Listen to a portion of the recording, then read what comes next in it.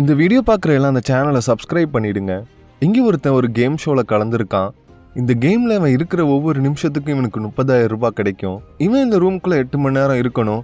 ஆனால் அந்த ரூமில் சாப்பாடோ தண்ணியோ எதுவுமே இருக்காது. அதெல்லாம் அங்கே இருக்கிற அவன் இன்டர்காமில் தான் அதை வாங்கிக்கணும். இவனும் போயிட்டு அந்த ரேட்டெல்லாம் பார்க்குறான். அப்போ பார்த்தா வெளியில் இருக்கிற ரேட்டை விட இங்கே 100 மடங்கு அதிகமாக இருக்குது. சரி, காசு எப்படியாவது மிச்சம் பிடிக்கலாம் அப்படின்னு சொல்லிட்டு அவன் எதையுமே வாங்காமல் இருக்கான். இப்போ அந்த ரூமில் ஏசியோட டெம்பரேச்சர் அதிகமாகுது.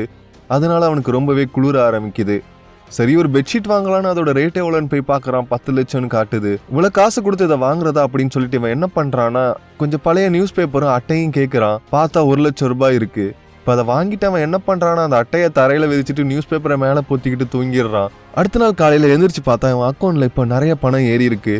இப்போ அந்த ரூமை விட்டு வெளியில் வந்து பார்க்குறான். அப்போ தான் இவனுக்கு ஒரு விஷயம் தெரிய வருது. இங்கே இவன் மட்டும் இல்லை, இவனை மாதிரி இன்னும் 7 பேர் கலந்துருக்காங்க அப்படின்ட்டு. இதுக்கப்புறம் என்ன நடந்துச்சுன்னு அடுத்த வீடியோவில் சொல்கிறேன்.